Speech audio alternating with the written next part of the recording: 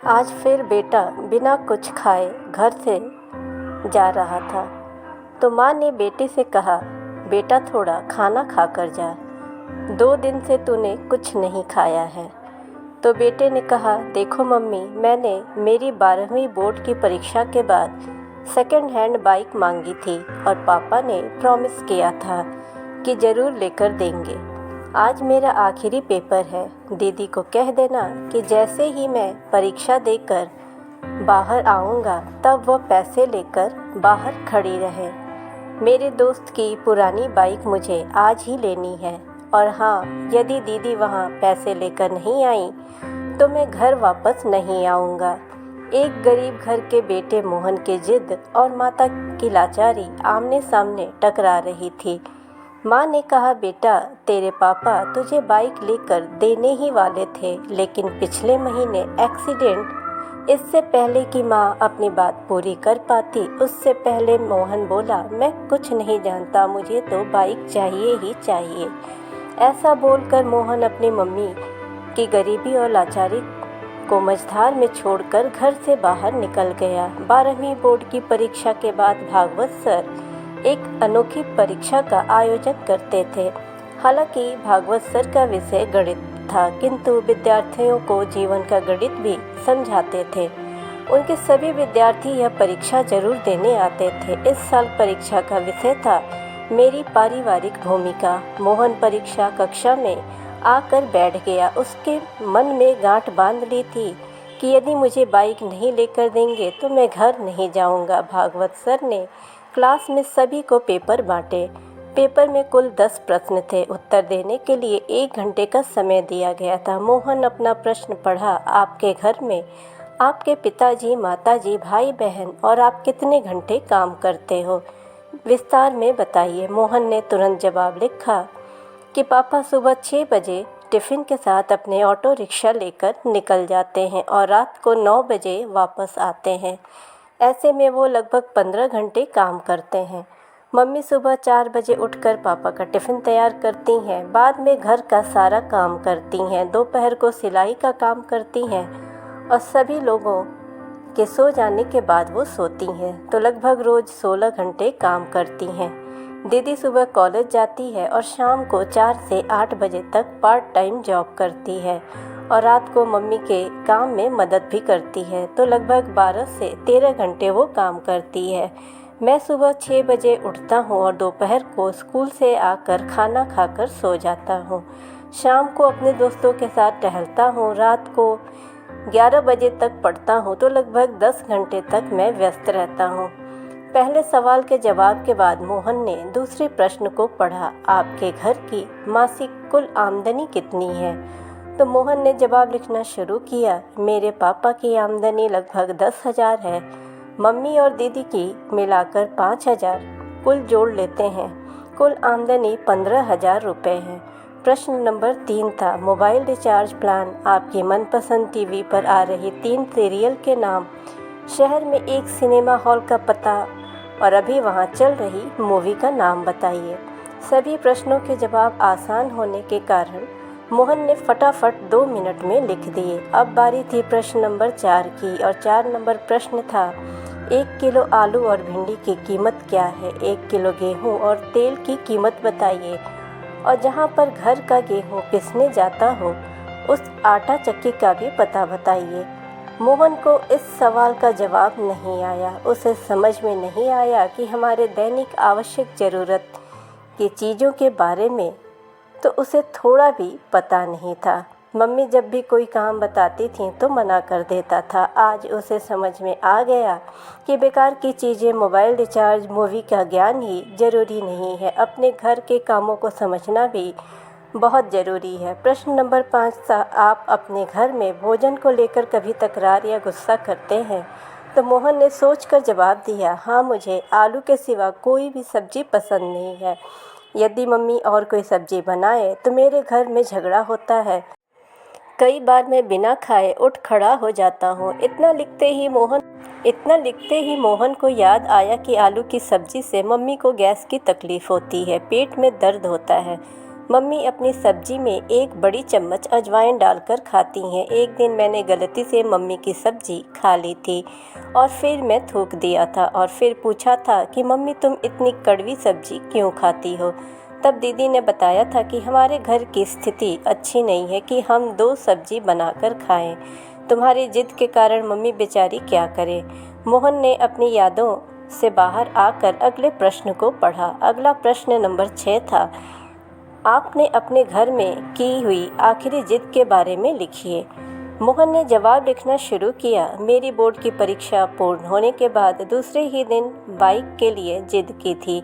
पापा ने कोई जवाब नहीं दिया था और मम्मी ने समझाया था कि घर में पैसे नहीं हैं, लेकिन मैं नहीं माना। मैंने 2 दिन से घर में खाना भी छोड़ दिया था। जब तक बाइक नहीं लेकर देंगे तब तक मैं नहीं खाऊंगा और आज तो मैं घर वापस ही नहीं जाऊंगा, यह कहकर निकला हूँ। अब बारी थी प्रश्न नंबर 7 की और प्रश्न था, आपको अपने घर में मिल रही पॉकेट मनी का आप क्या करते हैं? आपके भाई बहन अपनी पॉकेट मनी कैसे खर्च करते हैं? तो मोहन ने जवाब लिखना शुरू किया। हर महीने पापा मुझे 100 रुपये देते हैं, उसमें से मैं अपने मनपसंद परफ्यूम और चश्मा लेता हूँ या अपने दोस्तों के साथ छोटी मोटी पार्टियों में खर्च करता हूँ। मेरी दीदी को भी पापा 100 रुपये देते हैं, वो खुद भी कमाती है और पगार के पैसे से मम्मी को आर्थिक मदद भी करती है। हाँ, उसको दिए गए पॉकेट मनी को वो गुल्लक में डालकर बचत करती है।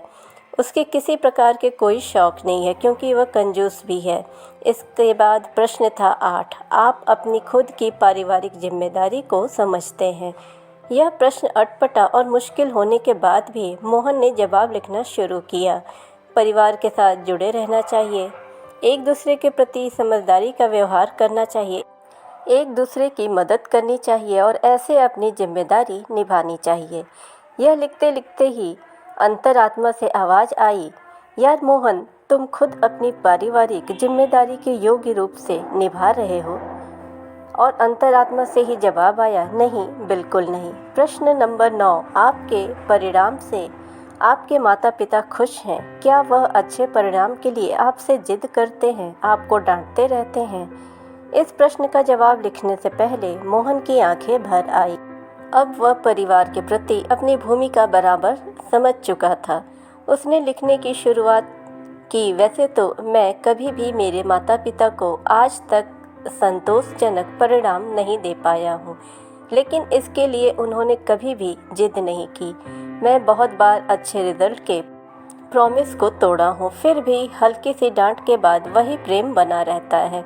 इसके बाद आखिरी प्रश्न था प्रश्न नंबर 10, पारिवारिक जीवन में असर कारक भूमिका निभाने के लिए इन छुट्टियों में आप कैसे अपने परिवार की मदद करेंगे?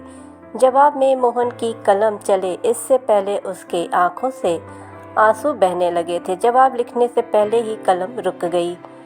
बेंच के नीचे मुंह रखकर रोने लगा। फिर से कलम उठाई, जब भी वह कुछ न लिख पाया। 10वें प्रश्न का जवाब दिए बगैर उसने पेपर सबमिट कर दिया और बाहर आ गया। स्कूल के दरवाजे पर दीदी को देखकर मोहन उसकी ओर दौड़ पड़ा। जैसे ही दीदी के पास पहुंचा, दीदी ने कहा, भाई यह लो 8,000, मम्मी ने कहा है कि बाइक लेकर ही आना।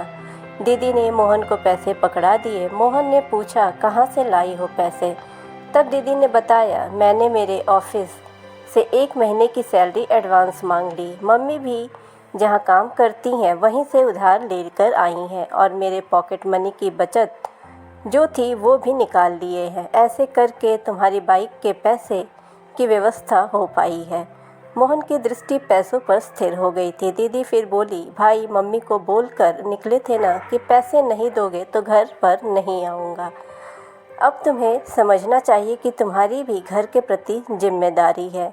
मुझे भी बहुत शौक़ है, लेकिन मैं अपने शौक़ के बजाय अपने परिवार को ज़्यादा महत्व देती हूँ। तुम हमारे घर के सबसे लाडले हो, इसलिए पापा के पैर में फ्रैक्चर होने के बावजूद भी रोज़ ऑटो चलाते हैं ताकि तुझे बाइक दिलाने का प्रॉमिस पूरा कर सके। बाकी तुमने तो अनेकों बार अपने प्रॉमिस तोड़े ही है ना। मोहन के हाथ में पैसे देकर दीदी घर चली गई। उसी समय मोहन का दोस्त वहाँ अपनी बाइक लेकर आ गया। उसने अच्छे से बाइक को चमका दिया था। दोस्त ने कहा, ले मोहन, आज से यह बाइक तुम्हारी हो गई। सब 12,000 रुपये में मांग रहे थे, मगर यह तुम्हारे लिए 8,000 में ही है। मोहन बाइक की ओर एकटक देख रहा था और थोड़ी देर बाद बोला, दोस्त, तुम अपनी बाइक उस 12,000 वाले को ही दे देना। मेरे पास पैसे की व्यवस्था नहीं हो पाई है और होने की भी संभावना नहीं है। यह कहकर मोहन सीधा भागवत सर के केबिन में जा पहुंचा। भागवत सर ने मोहन की ओर देखा और पूछा, अरे मोहन, कैसा लिखा है पेपर में? तब मोहन बोला, सर, यह कोई पेपर नहीं था, यह तो मेरे जीवन के लिए दिशा निर्देश था।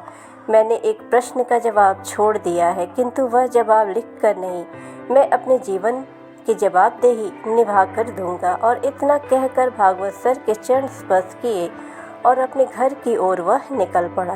घर पहुंचते ही मोहन ने देखा कि मम्मी, पापा, दीदी सब उसकी राह देख रहे थे। मोहन को देखते ही मम्मी ने पूछा, बेटा बाइक कहाँ है? मोहन ने दीदी के हाथों में पैसा थमा दिया और कहा, सॉरी, मुझे बाइक नहीं चाहिए और पापा, मुझे ऑटो की चाबी दो। आज से मैं पूरी छुट्टियाँ ऑटो चलाऊँगा और आप थोड़े दिन आराम करेंगे। और मम्मी, आज मेरी पहली कमाई शुरू होगी, इसलिए तुम अपनी पसंद की सब्जी ले आना।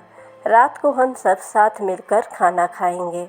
मोहन के स्वभाव में आए परिवर्तन को देखकर मम्मी ने उसे गले लगा लिया और कहा, बेटा, सुबह जो कहकर तुम गए थे वह बात मैंने तुम्हारे पापा को बताई थी और इसलिए तुम्हारे पापा दुखी हो गए थे। काम छोड़कर घर वापस आ गए। भले ही मुझे पेट में दर्द होता हो, लेकिन आज तो मैं तेरी पसंद की ही सब्जी बनाऊंगी। तब मोहन ने कहा, नहीं मम्मी, अब मैं समझ गया हूँ कि मेरे घर परिवार में मेरी भूमिका क्या है। मैं रात को आपकी पसंद की सब्जी ही खाऊंगा। परीक्षा में मैं आखिरी जवाब नहीं लिखा, वह प्रैक्टिकल करके दिखाना है। और हाँ मम्मी, हम गेहूं को पीसने कहाँ देते हैं?